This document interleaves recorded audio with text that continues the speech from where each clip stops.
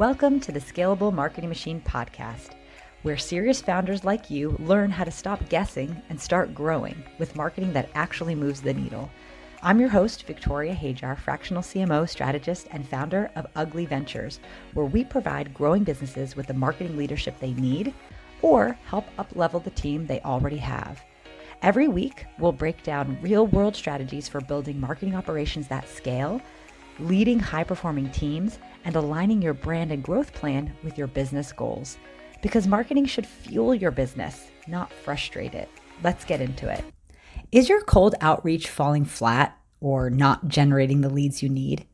In this episode of the Scalable Marketing Machine Podcast, Eunice sat down with Gia, CEO of Elite Digital Campaigns, to talk all about the secrets of high-converting outbound systems and crafting compelling offers. This is a good one, so lean in and grab those notebooks because today we are going to learn how to scale your sales with precision. Gia is the founder and CEO of Elite Digital Campaigns. She's based in Berlin, but she's serving clients worldwide. From growing up and building a successful corporate career in Australia to running her global agency from Berlin,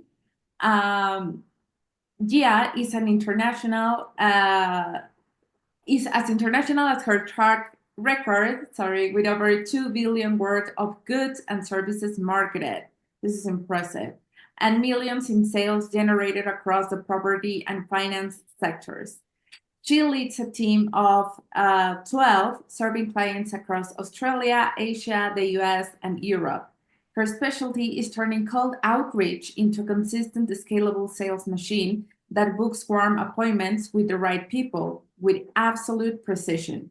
She believes that anybody can do it too if they learn how to build a compelling offer, hit the right audience, and communicate with clarity. And this is part of the topics that we will be exploring today.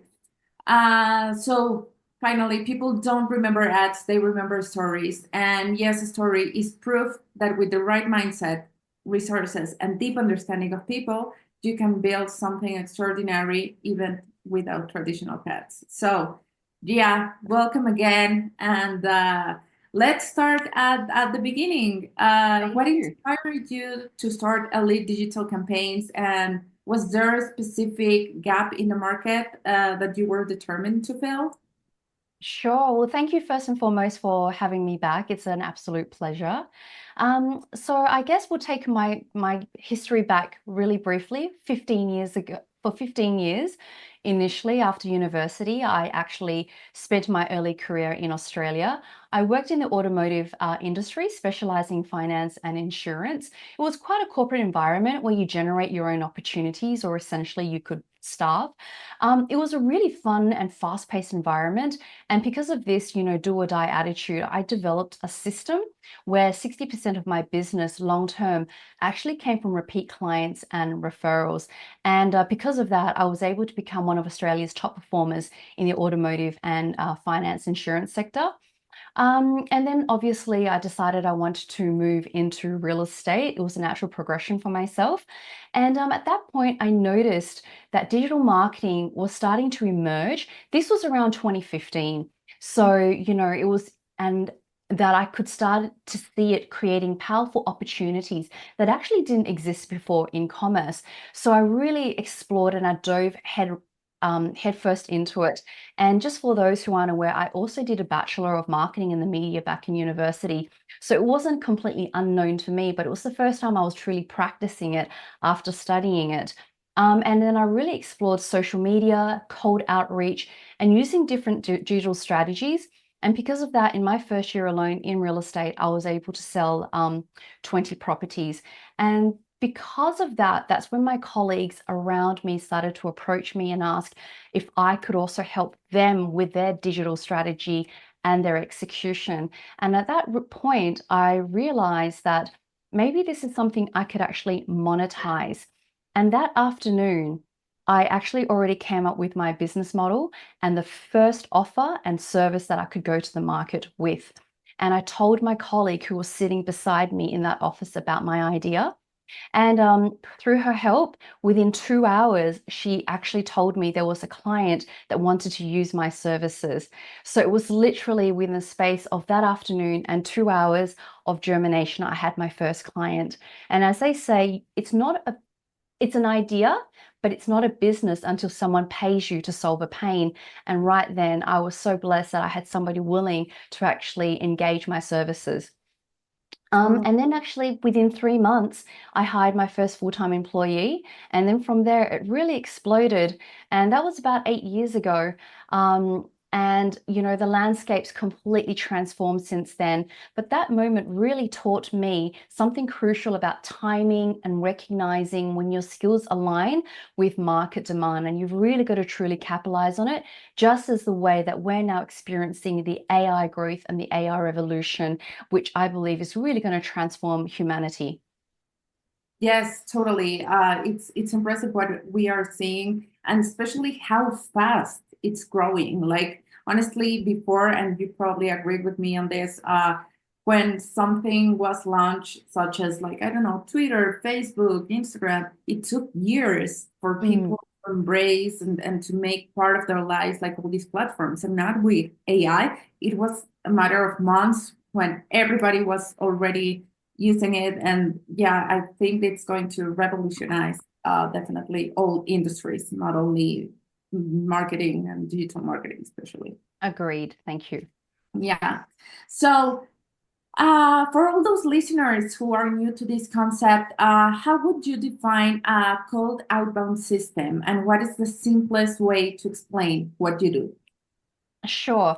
So I want to come back to this is that a lot of business owners, when they first start their business, usually they will experience really rapid growth in the first 3 to 6 months or even up to a year, because they usually rely on their network, right? They've got referrals, they've got this word of mouth, they can leverage all of those prior relationships. And then at some point, you really do hit a plateau because all of those networks and opportunities are exhausted. And then what we're finding is that to actually go beyond that ceiling, that's when you have to start engaging in cold outreach to pierce through that ceiling. And for us, a cold, successful outreach system really requires 3 golden pillars, and these 3 pillars are immutable. They must work simultaneously together for the system to work. Not even if one is missing, it will not actually, it won't be effective. So I'm going to go through the 3 pillars with you with what that concept is. Sure. The first one is really truly actually understanding your avatar or your ICP or your ideal customer, right? I think, in marketing and sales, we get told this a lot, right? But what happens is that we have to be even more extremely segmented, with who you actually want to target. And what I'm trying to say is that you don't have to be I get it, when you start your business, you want to be able to serve the largest possible population, and cast the widest possible net, right? But within that, you can actually segment different target groups, right? And the main thing here is that your clients need to believe you are the specialist in that specific segment, in that specific sector. And you see, a weak avatar, let's say, is similar to something like, let's say, a first generation immigrants. You see, what happens is that that's fairly generalized. And what we're really trying to get our prospects, our clients to do is go deep. And a real good avatar is basically, let's say, a Filipino Americans who have immigrated in the last 7 years. The more segmented, the more specific you are, the more powerful the message is going to resonate with your market, right? Because then generally their pains and their aspirations are so much more defined and refined. As I said, you can have 3, 4, 5 different segments you're targeting, but each message has to be specific to that avatar. Now, the second pillar, and actually is in fact the most important pillar, it actually does 90% of our heavy lifting.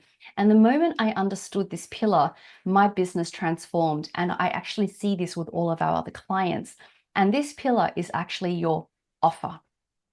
Your offer is absolutely everything. What happens is that if you go to the market and your audience doesn't know who you are. There's no relationship, there is no track record, there's no word of mouth. So the only way through cold outreach they're going to actually respond, book an appointment with you, or respond to your email is because your offer is so enticing, so enigmatic, that they believe it's worth giving their time to speak with you, right? And you know, the power of an offer needs to be time sensitive, it needs to be risk-free, and it needs to be extreme. It needs to be numerical, that they can actually visualize. So that's the most important element of that offer. And in fact, 90% of the time that we work with our clients is actually refining that offer. So that's the second pillar. And the third pillar is now your sales process. You know, what happens is that a lot of clients, when they start doing cold outreach, and we really hope this happens for everyone, is what if you suddenly got 100 inquiries in the next 2 weeks and you actually don't have a sales process, you don't have a journey, you actually don't understand how you're going to move your cold outreach to warm, to booking an appointment, to taking them into a proposal, through to closing. And if there isn't a journey, 100 highly qualified opportunities will actually fall on deaf ears. So that's why those three pillars have to work simultaneously with each other for it to actually to be successful. Yeah, totally agreed. And I think that the way that you explain it, it makes totally sense, and it gives us a really good understanding of the journey that a client goes through normally. But I think that there is also this part that you didn't mention yet, but I know it's part of this process, that it's about the high quality leads. Because Correct. yeah, of course, you can attract like a bunch of people, but are they actually qualified that like they're going to buy your product or service? Mm-hmm. Can you break a little bit down like what makes a good like high quality lead in your view, and how we can convert this person into a paying client? Certainly. Well, look, number one, let's really define what a high quality lead is, right? For us, a high quality lead isn't just somebody that wants to do business with you immediately, which is obviously what we all want, right? But that really only happens about 2 to 5% of the time. People who are in the most severe pain, that is looking for a solution. And if you're the first person they've come across and you can solve it, then they're prepared to transact with you. But another definition of a high quality lead for us is somebody who is actually happy and curious to give you their time to have a meaningful discussion with you about your offer, right? That's the key, because you've created curiosity, you've created an enigma, and it means that the pain is great enough and the solution you are presenting sounds in alignment. They actually want to book an appointment with you to have a discussion. And I think what happens with the cold outreach we specialize in is that we're not just trying to chase phone numbers, names, and emails. We're actually trying to take the prospect and get them to book an appointment with you. Now that really changes the dynamic, right? It's not about you chasing these leads, right? It's about this prospect being so engaged that they have actually gone onto your Calendly and they've bothered to align their calendar to book an appointment with you and to show up. That's what a high quality lead is.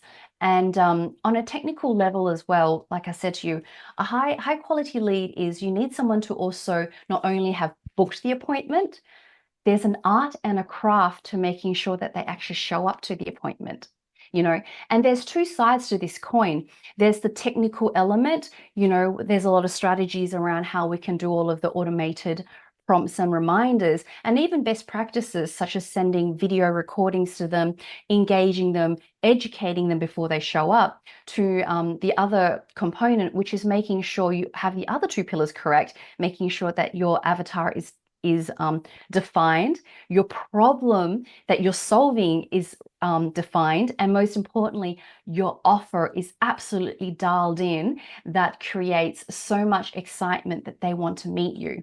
That is what I define as a high quality lead, not just names, mobiles, and emails. That's just data. A high quality lead is somebody who books an appointment and shows up. Totally, 100%. Yes, and it's really important to have like this distinction when we are running our campaigns, because sometimes I've seen this with many clients that, I don't know, we put out there a lead magnet or an paid campaign, an ad, and they start getting like these leads, but it's just that it's data. It's not a high qualified lead, and that takes time, and you have to build the path for them and all these things that you were mentioning.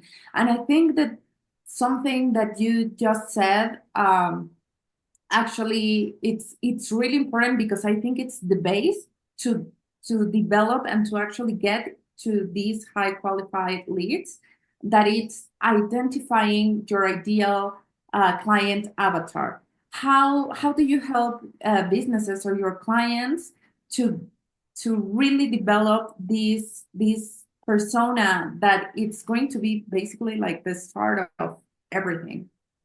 Well, let me give you an example, a story of our recent client, right? So they sell $1 million investments, property investments, okay? And they specialize in selling homes.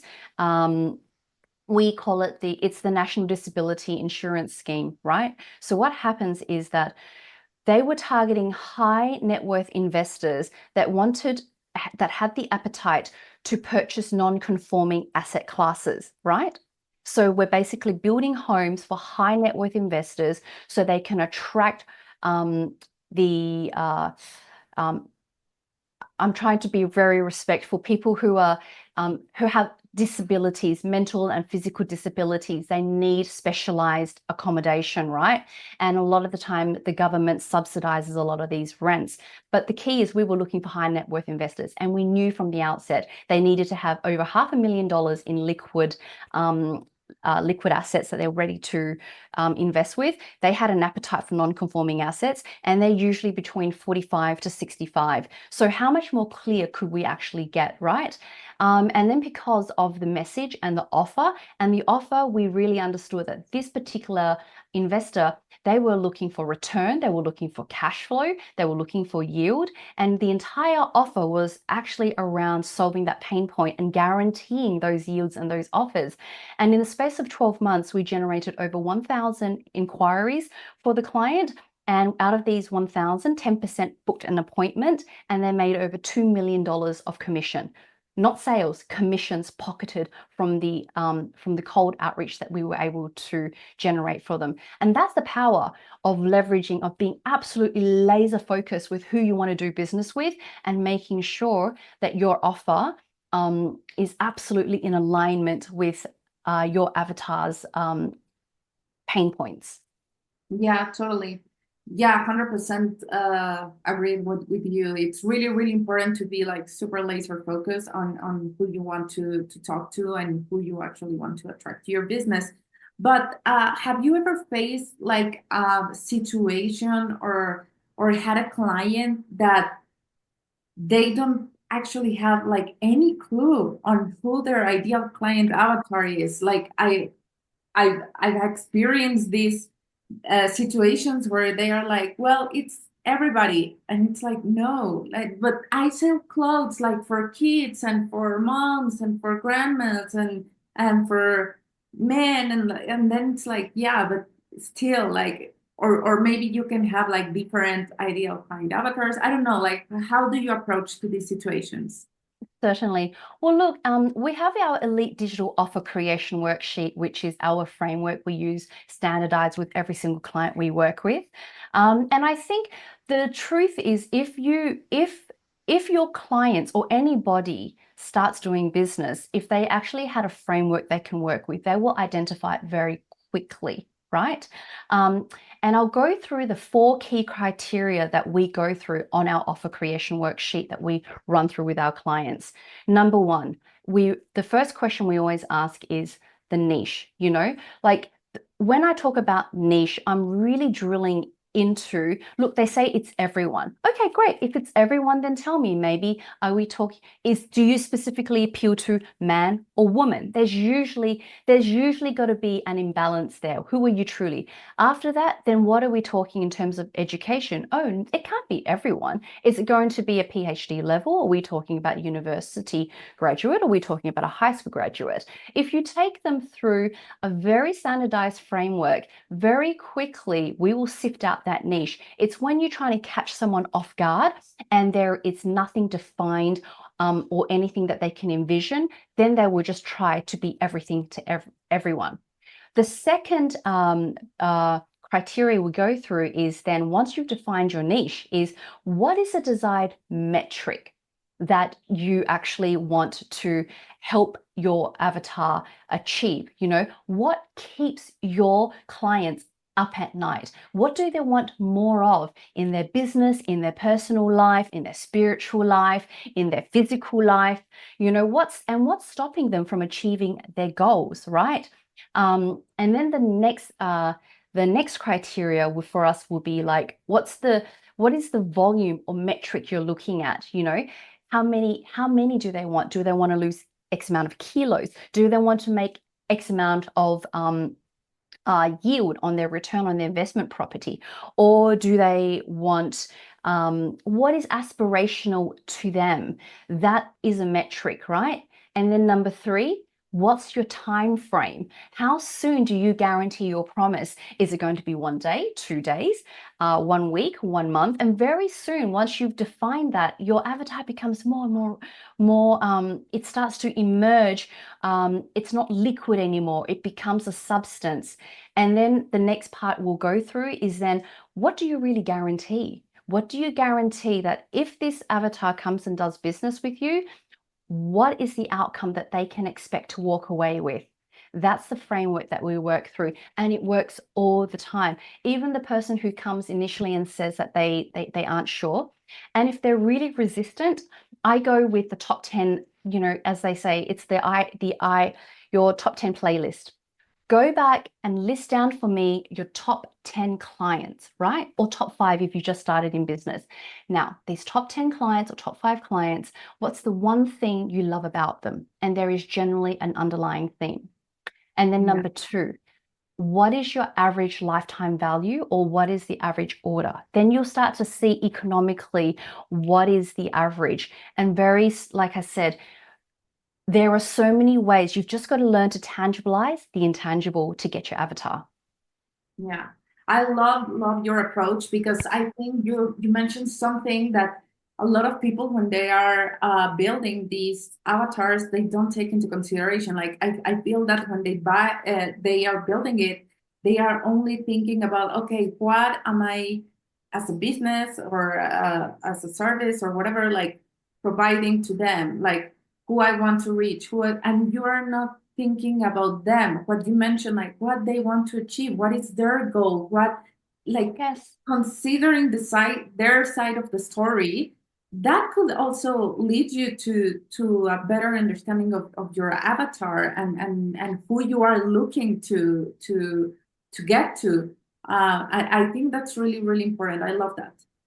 Thank you. Okay, my next question is about where do you like most cold outreach campaigns, when they go wrong? What's the cost of getting these campaigns like failing? You mean cause or cost? No, where the most cold outreach campaign go wrong, and what's the cost of getting it wrong? Okay, got it. Sorry. So I'm just trying to think. There's so many places we can start with where it goes wrong. Yeah. Okay, 90% of the place where it goes wrong, it's actually your offer.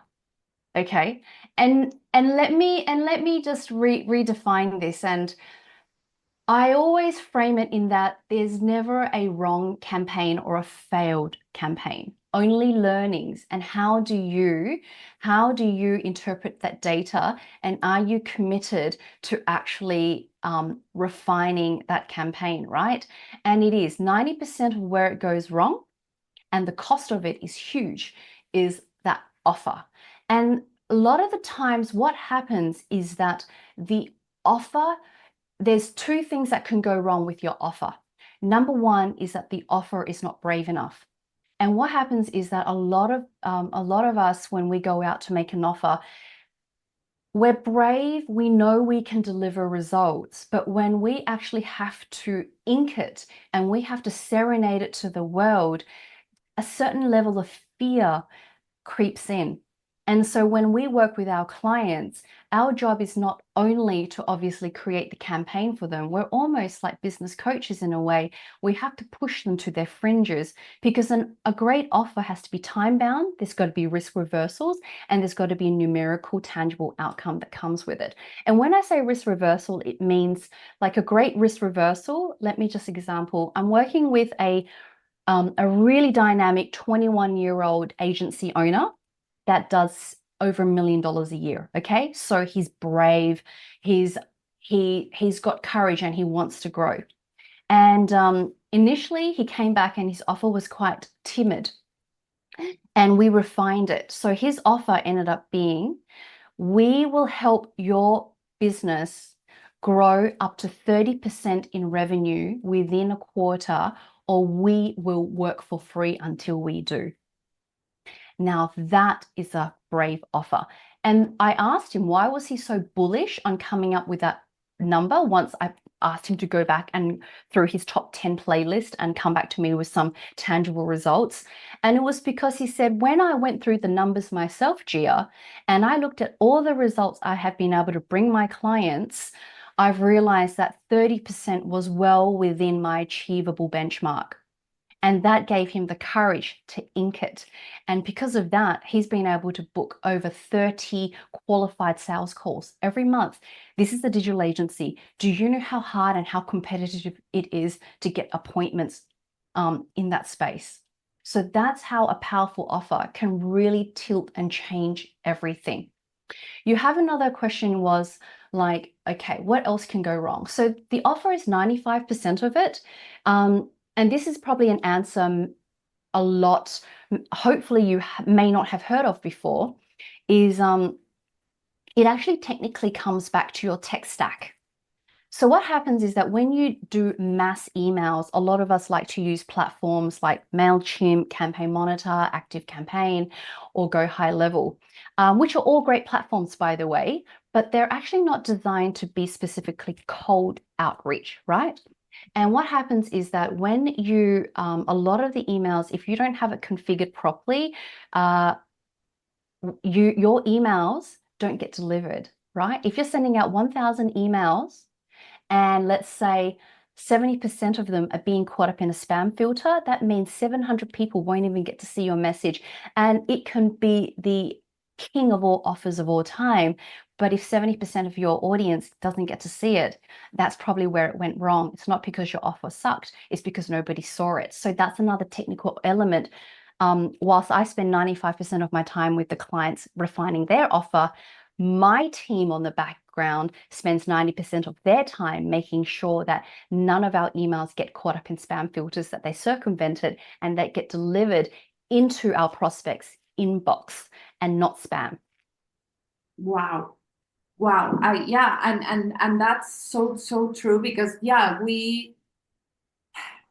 think, and that's why also like really important to hire an expert to do these kind of campaigns and to develop a project of this nature, because sometimes like you can, like, if you know or have some idea of marketing, you will say like, oh, I can send like all these emails through my MailChimp or through this or that. And suddenly it's like a big failure and you don't know why and you don't understand. And it's just as simple as these platforms are not made for that, for example, or the example of the offer. That's impressive. Like, and a lot of people, I feel that they tend to try to find the why it didn't work out on external things, and they can look back into what they put out.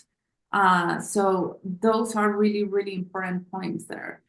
And Eunice, you know, A great offer needs to scare you as well, because if we keep doing the same things every single day as business owners, you will inevitably get the same thing as you got yesterday. And so a great offer, actually, to the truth is, a great offer isn't too far from what you're already doing. It's Yeah. just really getting you to assess and go deep and really 100% back yourself, right?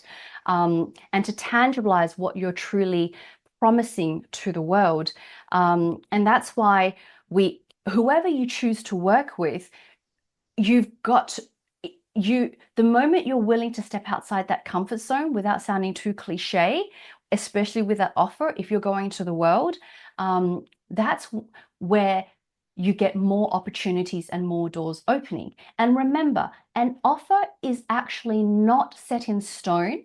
An offer is there to open doors and create a conversation. And Yes. it's not a deal, right? But it's getting you a physical or a virtual conversation that you didn't get to do yesterday, and it sure beats cold calling and door knocking. Yeah, 100%. You reminded me of another mastermind session we had with a word strategist, and he was telling us that one of the main strategies that they applied into like word thinking, and it's this fact or this idea that people think that whenever they have found like the right formula to execute something, they can just replicate it into the infinity, and they never like pivot depending on the reaction of other people. And that's when they start failing, and how important it is to actually like, okay, yeah, you can develop like these campaigns, but you can't stay there all the time. And once you have launch it, it's not going to work the same all the time. And it's really, really important to have that into consideration, because there are external factors around it that you don't control. Absolutely. Well, a very big important aspect is we have another client that we're working with at the moment, right? So we initially launched their campaign, and the offer didn't work. And then we went back to the drawing board, and actually we came back with the same offer, but we included the words AI. And that offer completely set on fire because, because it was trending. This is where the pain is, they've realized, right? They were doing the same thing anyway, and they were already subsequently using AI. But when they integrated the concept of AI into their offer, that they were going to use AI to help their clients fulfill their to achieve their goals, it completely transformed the value proposition. Nothing changed on their end, but the perception of what they were offering did.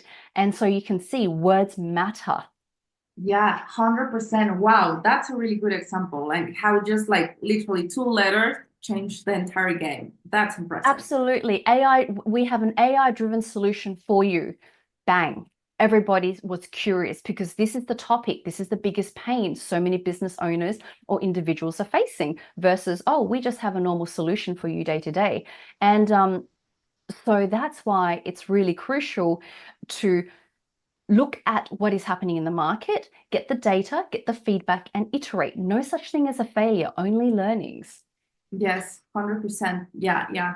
And another, I think like, but like problem, but this is on the side of the business owner that I feel that they face all the time is objection. Like how do you or I don't know if you have like a go-to technique that you can share with us on how to turn like a prospect's hesitation into a yes. Because yeah, now we're talk about like all these things that probably were failing, but when we are doing things right and we have this client that it's like not 100% sure, how do you turn that into a yes? Certainly. Well, number one, I really don't like objection handling. Nobody does. Because I actually think objection handling it's already quite negative and you're on the back foot. So during the creation of your offer and when you're developing your avatar and who you're really trying to target, this is where you actually need to do all the hard work. You need to get ugly and you need to get the messy out of the way. And during the offer process and during the conversation, when you are presenting to your prospect and they've shown up to the appointment, call out that objection, because then you're actually doing objection prevention rather than objection handling. You're being proactive instead of reactive. Where we all know that we get very dubious when people claim that they're the best, they're the greatest, all that superlative, right? But if somebody shows up to an appointment and they are very, very, and there's this transparency, there's this abundance about them, they're saying that, look, we can help you, and these are our track record, but we cannot 100% agree, but we will certainly try. And this is our framework on how we will move you through the process, or our goods and our service. And this is our backup system. That's where you don't even need to go into objection handling, because you've already alleviated all of those concerns in the first place. So when they do engage and you've done all of that education in the front end,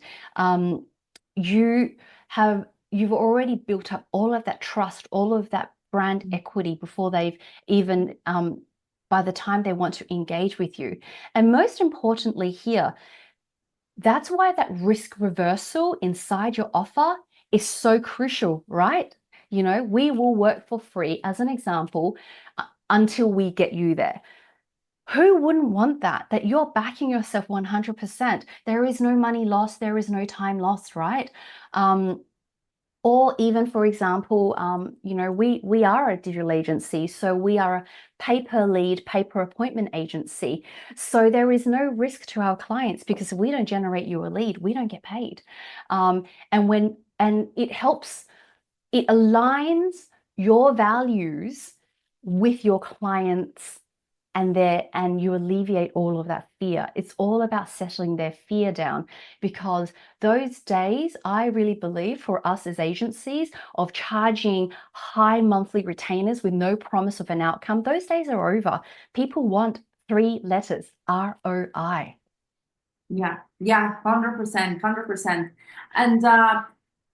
And for example, when you are, and especially in this sector or in this area of the cold outreach, I think what you were saying, like prevention, makes more sense that actually act when you have the problem on top.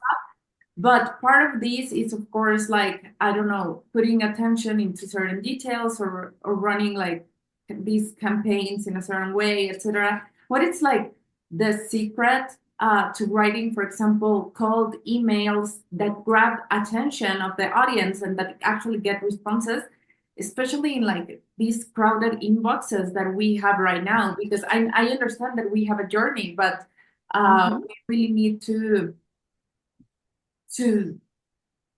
like get a spot on against our competitors even.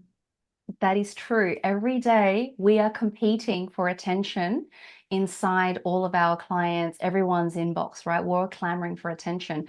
So the secret to writing a great cold email that grabs attention and gets responses, especially in crowded inboxes, there's actually 2 aspects to this side of the coin.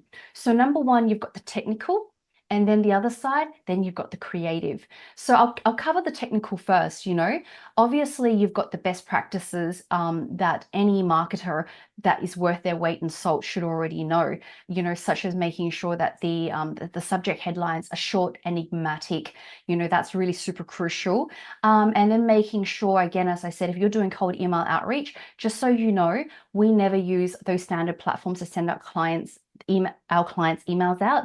Every one of our clients has up to 100 separate email accounts, and we send no more than 25 emails per account per day, because that's how we actually circumvent the spam filters and actually get our clients' emails inside the inboxes. Remember, if 1,000 emails get sent and only 20% get inside an inbox, I've wasted 80%. I want to reverse that. I want 80% in the inbox and then 20% in the spam, right? Or even less.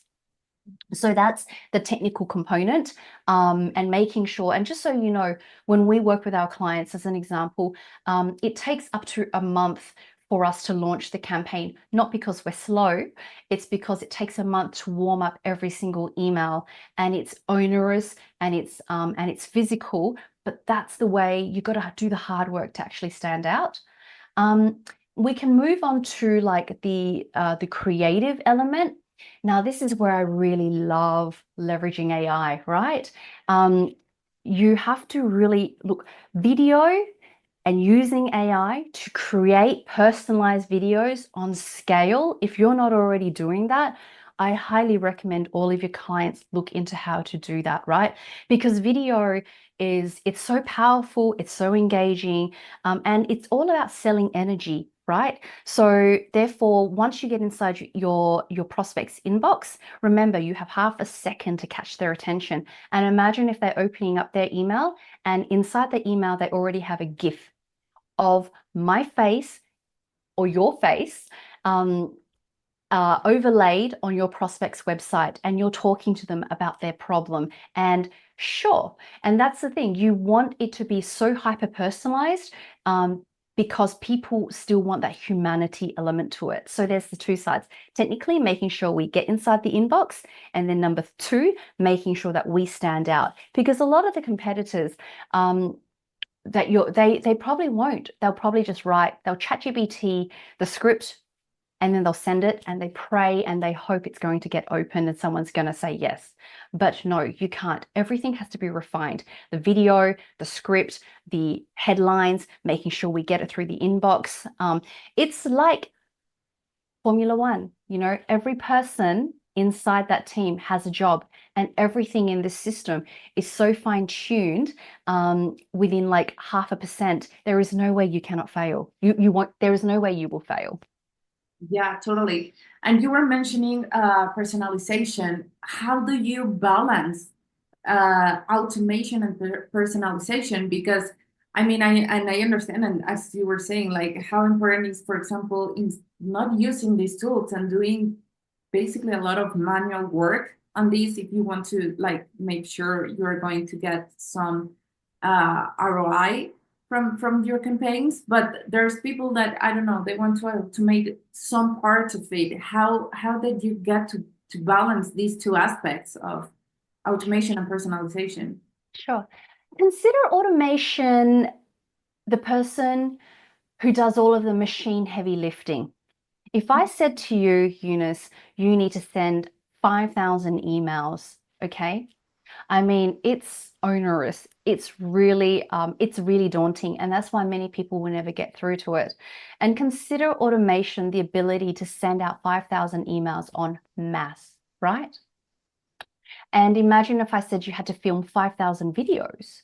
That would be extremely daunting. You'll never get around to it. But what if I said we can use AI where we can actually personalize each video to your prospect? That's automation. And then what happens is then you will have everyone will go through the process, and then at the end you will get people who respond, those who actually book the appointment. That's personalization. People who are not ready to book the appointments but want more information, then you can personalize, then you can respond. And then you can also see who's been opening, and then you can strategically target these people on a more hyper-personalized level. So it's about marrying both things, using automation to do all the heavy lifting, all of the onerous work, reaching people at scale, because also where a lot of cold email outreach or cold outreach in general fails is we underestimate the volume it takes to be successful. People think I'll send 200 emails. But just so you know, we send on average 7,000 emails per client per month. Wow. That's the volume it takes to be successful. You have to have scale, you have to have volume, and you've got to have consistency. And that is why, again, you hear so many people say, "Oh, I made 20 cold calls today. It didn't work, and they'll never do it again." Have you maybe do 2,000? Then let us know. Mm-hmm. Yeah, totally. Yeah, and we need to be realistic about those numbers, because sometimes, as you were saying, we just think like, yeah, 10 calls, 15 calls, that like somebody should like close it. No, like a lot of work and a lot of numbers there to actually get one response. So But let me encourage, hopefully, the viewers of this mastermind tonight is that, you know, if most of you are based in the United States, right, you have two amazing things going for your great country. Number one, you are the beacon of capitalism. And people are very responsive to actually go-getters, especially cold email outreach. I really love working with Americans in that place because it's they don't see it as intrusive. They actually see it as ordinary part of business, and they applaud you for trying. So number one. And number two, you have scale. You have 300 million people. You know, when I work with, let's say, Australian clients, we only have 27 million, you know, so it's a very different game. So when you have scale and you have an appetite and you're encouraging entrepreneurs to go out there and create a better life for themselves, cold outreach is designed for your country. yes, 100%. Wow. Yes, really, really good to take that into consideration. Like big countries. Thank you. So yeah. And what metrics do you prioritize when measuring the success of a lead gen campaign, and how do you refine them over time? Sure. I think when it comes down to the technical aspect of like, you know, the metrics is first and foremost, we always need to be monitoring, you know, the delivery rate, like what's the delivery of these emails? Because if you have 50% delivery, then we have a very big problem at the front end. Then we need to optimize the system for that. And then the next component would be then we look at the response rates, not just positive response rates, but even negative response rates, because if it just means that people are actually opening it, reading it, and responding to it. So that's the next thing that we look for to make sure that the email health is high. And then the next component is then obviously the appointment booking rate. That's what we really look at, like how many appointments are truly being booked for every 1,000 outreach that we're sending out. And then at each junction, just like baseball, you've got to move the player around these critical bases before you can hit the home run. We don't try to swing for home runs all the time because I think it's unrealistic. We try to get people to the first base, and then we find a way to get to second base, third base, and then the home run. Then you're methodical, you're strategic, and you can fix a system. You can fix one chunk of the system versus trying to fix the whole system at once. That's what we look at. Those are the metrics that we look at every single day. Perfect. And for example, for these small businesses or business owners that they're just starting out, what would you suggest like to be the first step that they can take to start building like this lead generation system according, like taking into consideration all these metrics and their resources and capabilities? What would be your recommendation? I mean, I would say hire you, but I understand that probably when you're just starting, it's Of course. something possible, but yeah. Look, I'm absolutely cognizant that, you know, anybody who starts their own business, I say good. I hugely applaud that. And when you first start your business, taking care of your dollars and your cents ensures that you survive tomorrow. So yes, it's true. Whilst I would love to work with everybody, it's important that you need to stabilize your internal infrastructure first. But what the advice I have for your for clients or small business owners who want to do cold outreach is, look, your two biggest limitations is going to be two things. Number one would be time and resources. Resources in that it could be, you know, labor and usually money, right? In the beginning, capital is very precious. So if you don't have the resources to buy more time or expertise, then the first place to start is you need to work with one channel and perfect it. Don't get shiny object syndrome and start thinking, I'll do a little bit of social media, I'll do a little bit of LinkedIn, I'm going to go to some networking and I'll send some emails when I have time. You've got to, it's like a magnifying glass. You've got to pour all of your energy and your resources into the one channel, okay, maybe two at tops, because then like a magnifying glass, you harness the energy of the sun and you set fire. And then from that fire, it grows and it becomes a bonfire. So you've got to go very granular, number one, with your offer. Number two, that avatar work. And I think and serve your niche as if your life depended on it. And obviously, but also make sure you need to choose a niche that has a strong total addressable market as well, right? Because otherwise, if it's too tiny, it's too hard to find, then that also becomes really onerous. You want some quick wins as well. So once you've defined your offer, you know who you want to target, you use tools like Apollo, which we love, to locate these opportunities and harvest all of those emails from Apollo, because then you can actually segment the people you're looking for. You can look for job titles, you can look for industries, you can even look for the total, how many people work in their organizations if you're a B2B sector. And then you can actually outbound your campaign to them. If you don't have the money to buy 100 email accounts, which is look, it does work out to be compounds to be quite expensive over time. Okay, if you don't have 100, start with 10.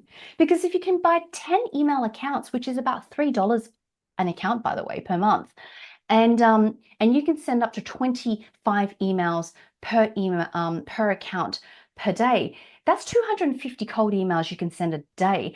And that's 1,750 cold emails you can send in a week. That's a lot.